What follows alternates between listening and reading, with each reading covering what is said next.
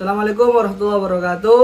Nama saya Muhammad Afif Subani dengan akhiran NIM 106, Program Studi Ilmu Kelautan, Universitas Trunojoyo Madura.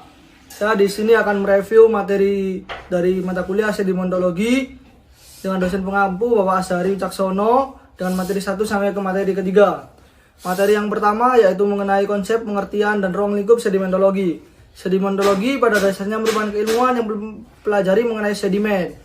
Konsep sedimentologi sendiri yang dikembangkan oleh seorang ahli geologi yang bernama Sorby dan Lyle. Sorby dan Lyle menunjukkan bagaimana proses modern yang digunakan untuk menentukan tekstur dan struktur dari sedimen. Proses sedimentasi mula-mula ketika magma yang berasal dari dalam bumi keluar ketika gunung meletus, sehingga terjadinya lahar yang kemudian terbawa oleh erosi dengan hanyutan air hujan, kemudian berpindah dari dataran tinggi menuju dataran rendah sampai menuju ke sungai-sungai.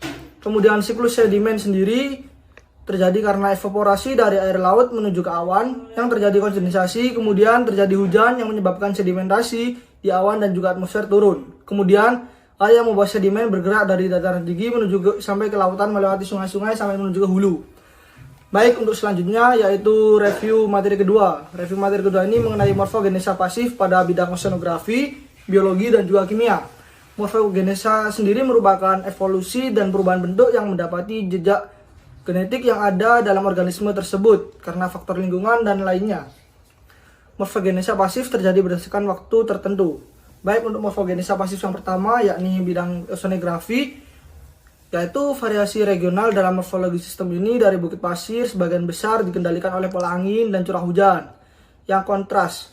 Sedimentasi ini contohnya di gunungan berpasir memiliki bentuk lempung berpasir dan gambut yang berasal dari magma, laguna atau estuari laut. Untuk kedua yaitu morfogenesa pasif pada bidang biologi. Perubahan pola sedimentasi ini memungkinkan kolonisasi stramotaloid oleh makroalga ketika pada waktunya akan menghancurkan dan menurunkan struktur stromatolith. Untuk yang ketiga yaitu morfogenesa pasif pada bidang kimia. Pengerjaan ulang pasir karbonat dan sedimentasi mikroba tanda mereka adalah suatu hal yang berpengaruh terhadap rekonstruksi proses endapan batuan dan mereka memainkan peran penting dalam budidaya laut. Baik, untuk selanjutnya review materi ketiga yaitu review karakteristik sedimen pasir. Karakteristik dari sedimen pasir sendiri dapat dibedakan melalui sifatnya yaitu bentuk dan jenisnya.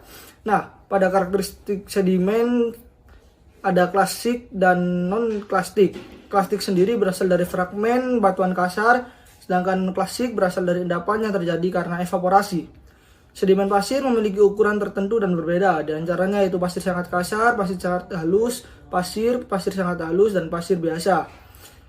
Sedimen pada pasir memiliki ukuran pi dengan penomoran -1 sampai 4, sedangkan ukuran mm-nya yaitu 0,03 mm hingga 2 mm.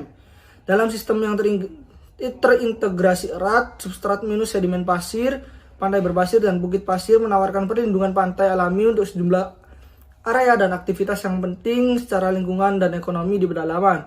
Banjir dan erosi sendiri menjadi ancaman serius bagi lingkungan ini ketika situasi yang mungkin diperparah oleh faktor-faktor yang terkait dengan perubahan iklim.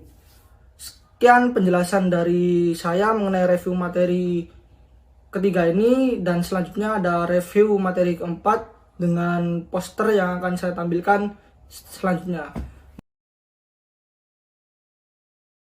Baik, sekian review materi dari saya. Apabila saya ada salah kata maupun salah pengucapan, saya mohon maaf yang sebesar-besarnya.